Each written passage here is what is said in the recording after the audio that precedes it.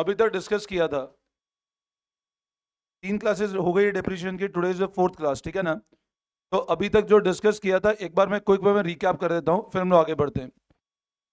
अच्छा, जिन लोगों ने कल छुट्टी ली थी वापस देख लिया था शाम को लेक्चर, समझ में आ गया था पूरा? ठीक है।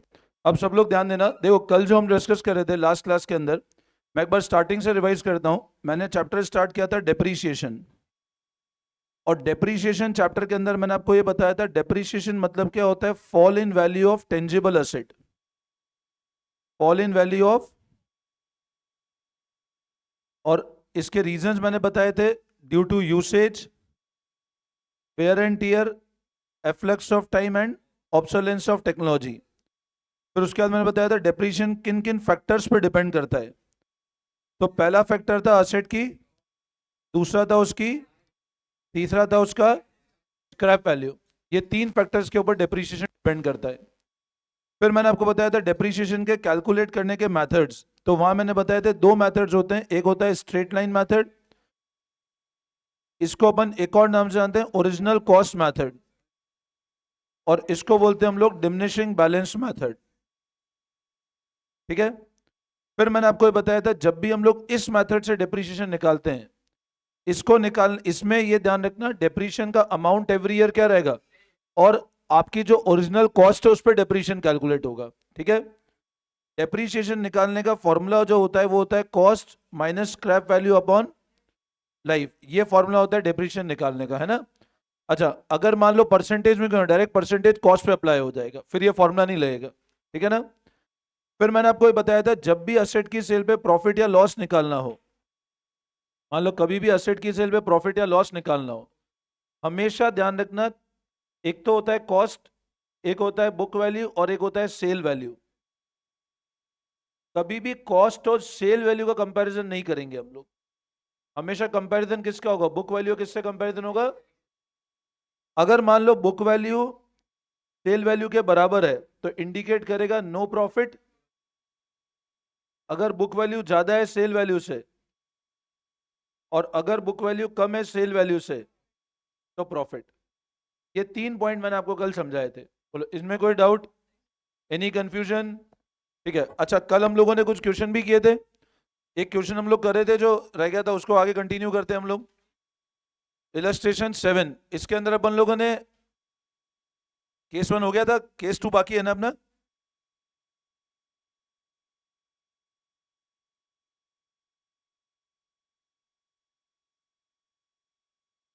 ये वाला हो गया था केस 1, कल मैंने आपको ये बता दिया था केस 1, ठीक है। अब आ जाओ केस 2 पे।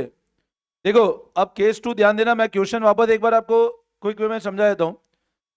हमने इलस्ट्रेशन नंबर 7 स्टार्ट किया था, जहां पे गिवन था असेट की कॉस्ट 5.5 लाख थी, 50,000 रुपए इंस्टॉलेशन था, तो टोटल असेट था 6 लाख रुपए का।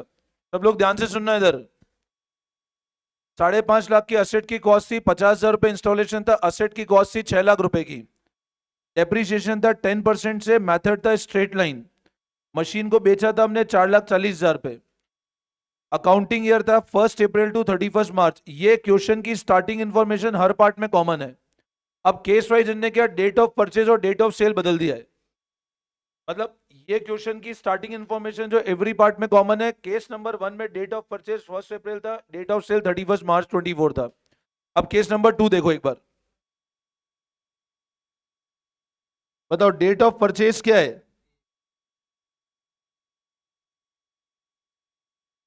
डेट ऑफ परचेज है आपका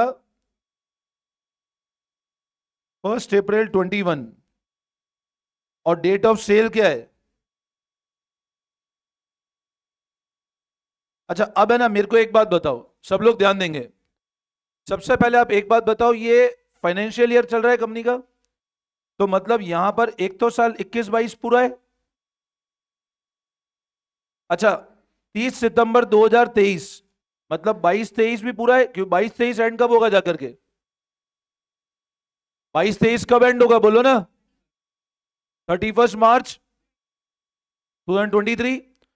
और जो 30 सितंबर 2023 है उसमें ईयर कौन सा लग रहा है। अच्छा, 23-24 पूरा है क्या, क्या 23-24 पूरा साल है क्या। कितना है सिर्फ? ये कितने महीने है? और ये भी कितने महीने? एग्री करते हो? मैं फिर रिपीट कर रहा हूं, फिर सुन लेना। 30 सितंबर 2023 को हमने असेट को बेचा। हमने असेट को खरीदा था 1 अप्रैल 2021 को। अगर हमने 1 अप्रैल 2021 को खरीदा और 30 सितंबर 23 को बेचा, मतलब बताओ इस वाले साल में 6 महीने एसेट चला है, बट बाकी दोनों साल में कितना टाइम चला है एसेट? 12 महीने। तो अब आप मेरे को एक बात बताओ, अगर दोनों साल में 12 महीने चला है, तो सबसे पहले अगर हम लोग बुक वैल्यू कौन सी तारीख की निकालेंगे? अगर हमको प्रॉफिट लॉस निकालना हो तो जिस दिन बेचा उस दिन की बुक वैल्यू। तो अब जिस दिन बेचा उस दिन की बुक वैल्यू मतलब डेप्रीशिएशन 2 साल, इतना डेप्रीशिएशन लगेगा। और स्ट्रेट लाइन में डेप्रीशिएशन का अमाउंट हर साल क्या रहेगा? सेम। अगर कोई ईयर में पार्ट है तो प्रोपोर्शनेट हो जाएगा। ठीक है, तो लिखो आप लोग एक बार, date of purchase this and date of sale. तो लिखो कैलकुलेशन ऑफ बुक वैल्यू।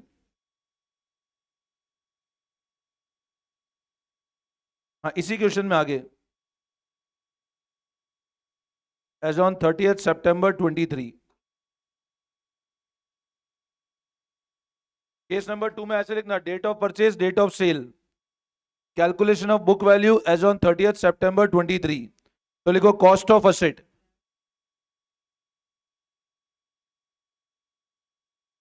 एक 421 कितना कॉस्ट है? 6 लाख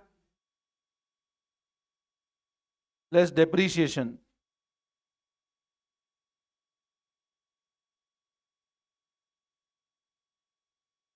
ये 6 महीने लगेगा। ठीक है, अच्छा 21-22 का कितना डेप्रीशिएशन है?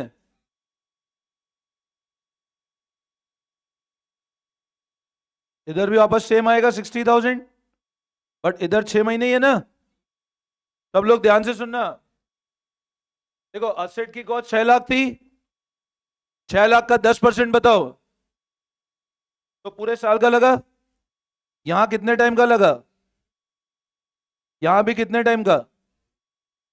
बट यहां पे 6 महीने का लगेगा। और 6 महीने क्यों? क्योंकि अपन ने आधे साल ही यूज किया। तो कितना आता है बताओ?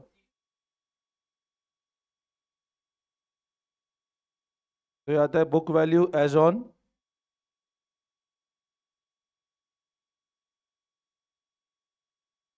ये वापस समझाऊं क्या?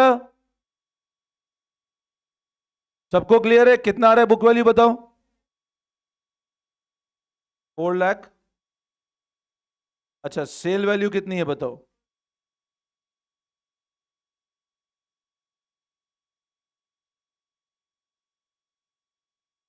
तो 4.5 लाख का असेट 4,40,000 में बेचा। तो बताओ फायदा नुकसान है? मतलब 450 का असेट है, सेल किया 440 पे, 450 के असेट को 440 पे बेचा, मतलब बोलो फायदा नुकसान है? तो लॉस। तो देयरफॉर लॉस ऑन सेल 10,000।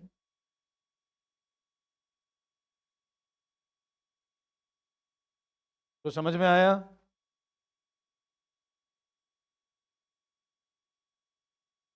बस समझाओ, सबको क्लियर है? कॉपी कर लिया? अब आ जाओ केस नंबर 3 पे, हटा दो इसको।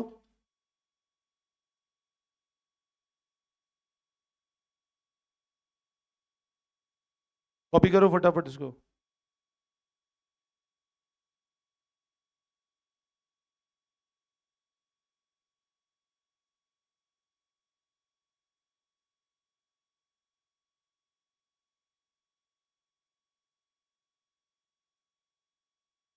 हो गया कॉपी? ठीक है, अब आ जाओ केस नंबर 3 पे आ जाओ। अब देखें केस नंबर 3, हटा दूं इसको। अब देखो केस नंबर 3। अब डेट ऑफ परचेज कौन सी है बताओ? और डेट ऑफ सेल कौन सी है? अब बताओ। डेट ऑफ परचेज 1 जुलाई 21 और डेट ऑफ सेल 31 मार्च 24। तो अब मेरे को एक बात बताओ, सबसे पहले हमको बुक वैल्यू कौन सी तारीख की चाहिए? इस दिन की बुक वैल्यू चाहिए।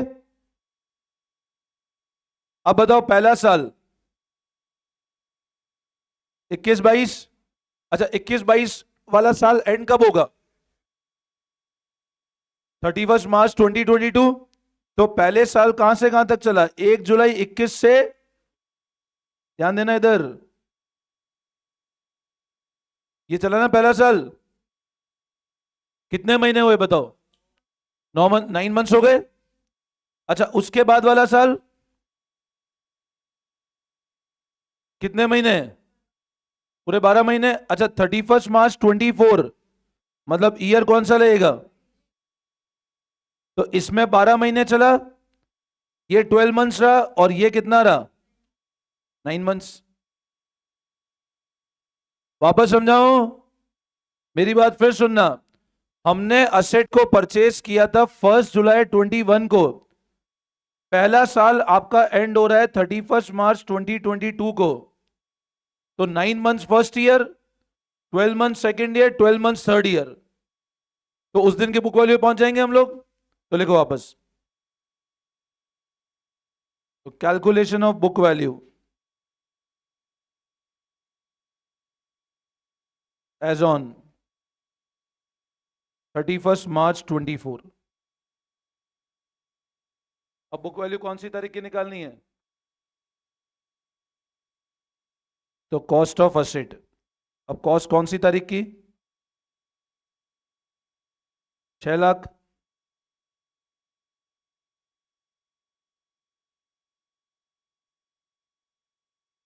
पहले साल का 60,000, नहीं सॉरी, ये चेंज हो जाएगा। डेप्रिसिएशन 10%। सबसे पहला साल कौन सा है? यहाँ 9 महीने के लगेगा। तो 60,000 पूरे साल का है,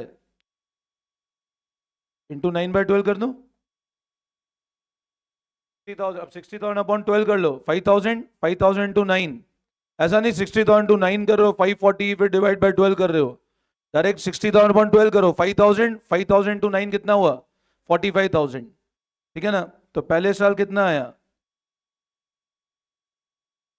फिर डेप्रीशिएशन 22-23 कितना लगेगा?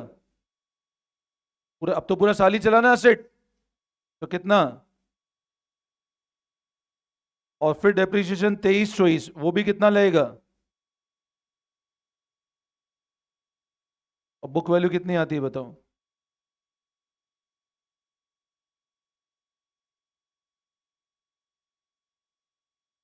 4 लाख।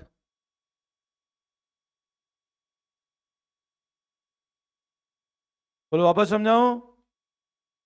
6 लाख असेट की कॉस्ट है, 45,000 का डेप्रीशिएशन पहले साल आया, 60,000 का अगले साल आया, 60,000 का नेक्स्ट ईयर आया, क्योंकि लास्ट ईयर पूरे साल चला है। तो ये बुक वैल्यू 435 आ गई। अब बताओ बेचा कितने पर? सेल कितने पर किया है? तो सेल वैल्यू,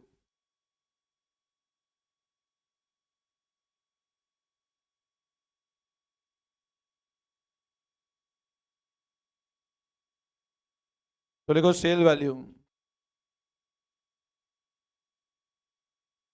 तो लिखो सेल वैल्यू। अब सेल वैल्यू कितनी है? 4 लाख। तो बोलो क्या हुआ? तो प्रॉफिट कितने का प्रॉफिट आया बताओ? 5,000 का प्रॉफिट। तो समझ आया? कर लो कॉपी फटाफट।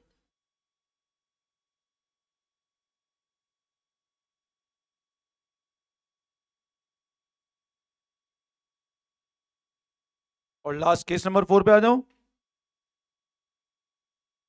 केस नंबर 4 पे आ जाए अब। कॉपी कर लो उसको फटाफट।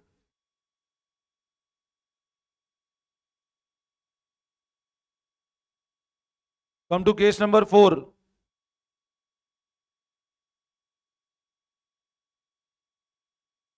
अगेन सेम पेज नंबर 15.17 है ना, केस नंबर 4 देखो। देखो केस नंबर 4। अब डेट ऑफ परचेज कौन सा हो बताओ? और डेट ऑफ सेल कौन सी है? तो अब मेरे को एक बात बताओ, मेरे को बुक वैल्यू कौन सी तारीख की चाहिए? बोलो, बुक वैल्यू कौन सी तारीख की चाहिए? अब 21-22 वाला पूरा साल है क्या? 21, 30 सितंबर 23 कौन से फाइनेंशियल ईयर में आएगा? 22-23 या 23-24? 23-24 होगा। तो अब मेरे को एक बात बताओ, 21-22 वाले साल में कितने महीने? 9 महीने। 22-23 में और 23-24 में कितने मंथ्स हैं? 6 महीने सेट चला ना। तो हमको बुक वैल्यू कौन सी तारीख की चाहिए? 30 सितंबर 23 की। तो अब लिखो आप लोग, इन कैलकुलेशन ऑफ बुक वैल्यू,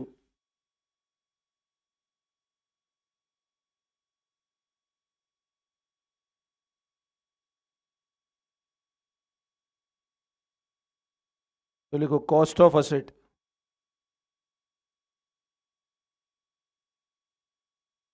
की कॉस्ट है 6 लाख।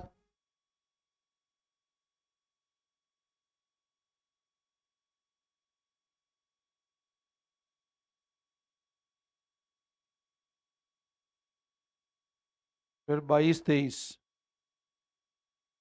22-23 तो पूरा 12 महीने लगेगा।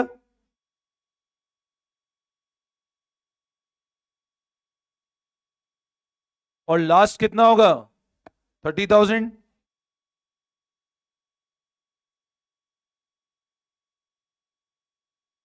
6 मंथ्स। बातें नहीं, इधर ध्यान दो, कॉपी करो फटाफट। तो अब बुक वैल्यू कौन सी तारीख की?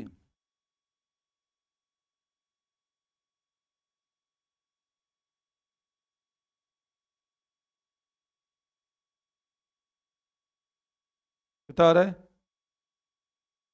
4 लाख, 4,65,000।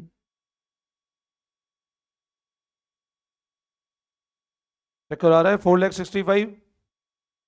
और बेचा कितने पर?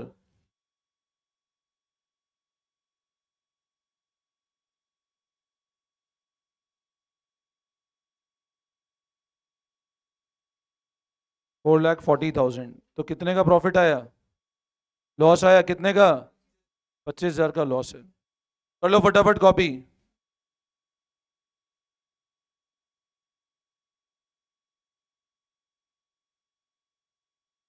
कॉपी कर लो फटाफट एक बार। तो नीचे लिख देना लॉस 25,000।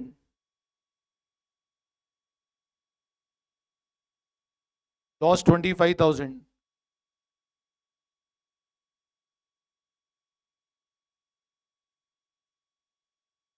बोलो, यहां तक कोई दिक्कत? क्वेश्चन क्लियर है पूरा? बस ये भूलना मत, अब जब भी अपन प्रॉफिट लॉस निकाल रहे हैं उस दिन की बुक वैल्यू निकालनी है अपने को, ठीक है ना? बस ये पूरे चैप्टर में याद रखोगे और बेसिक जर्नल एंट्रीज ध्यान होगी तो चैप्टर बहुत सिंपल होता जाएगा। बोलो, समझ में आ गया? क्लियर है? अब लगाओ नेक्स्ट हेडिंग।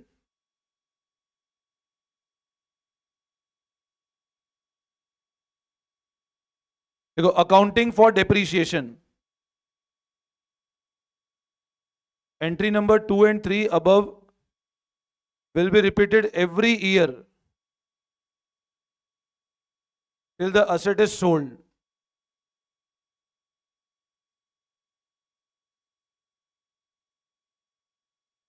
तो देखो, वापस से ध्यान देना एक बार सब लोग।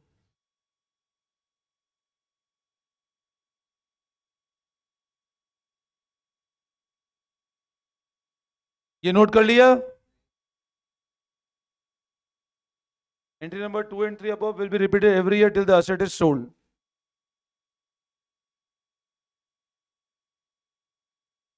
कॉपी कर लिया सबने? ठीक है, अब नेक्स्ट लाइन में ऐसा एक लेजर बनाओ, मशीन अकाउंट। एक लेजर बनाओ नेक्स्ट लाइन में।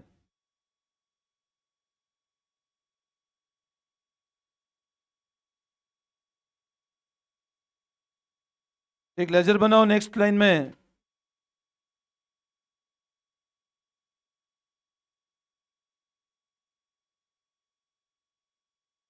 Date, particulars, amount.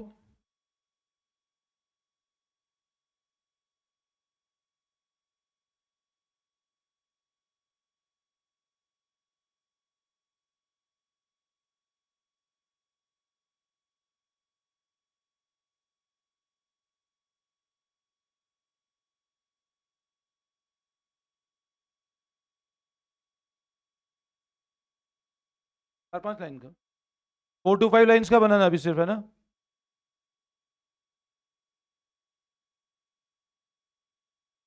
देखो, फर्स्ट ईयर टू बैंक, बातें नहीं, फटाफट बनाओ।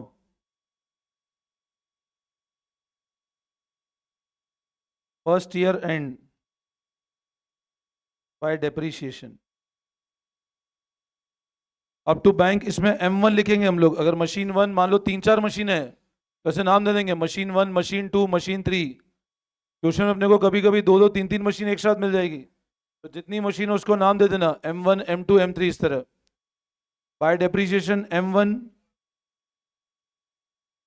तो फर्स्ट ईयर एंड पे वापस by balance carried down M1, तो टोटल लगा लो, ये टोटल आएगा आपका।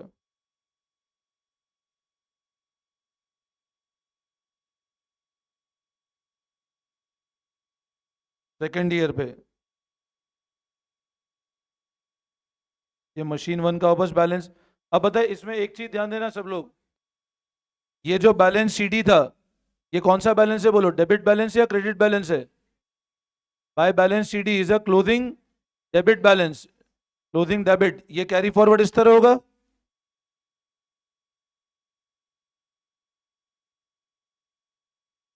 और वापस सेकंड ईयर एंड पे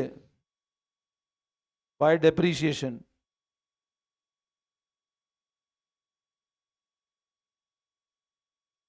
सेकंड ईयर एंड पे लिख दो बाय डेप्रीशिएशन, ये वापस मशीन 1 का,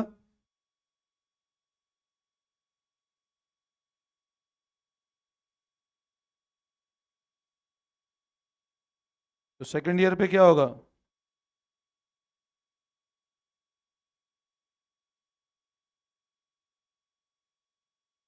मशीन 1,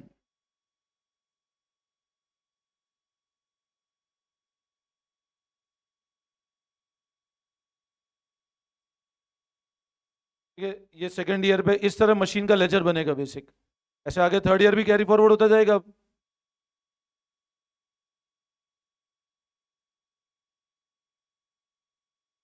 कॉपी कर लो इसको फटाफट।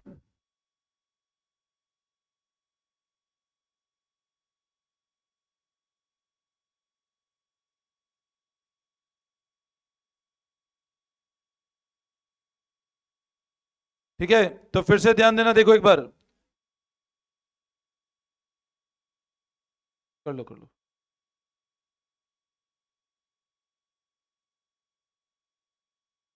हाँ, तो ये तो कर लो कॉपी, बस हो गया टाइम, बस नहीं, ये कर लो कॉपी फटाफट।